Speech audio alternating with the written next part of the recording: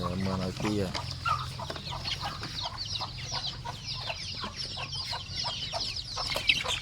vậy cho nên mượn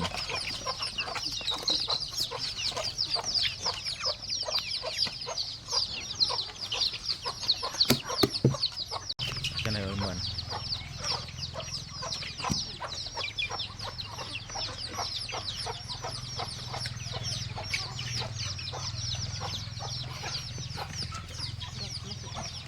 lơm nghe hồ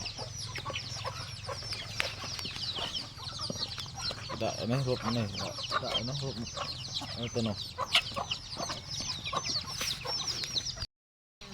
tên này ơi cùi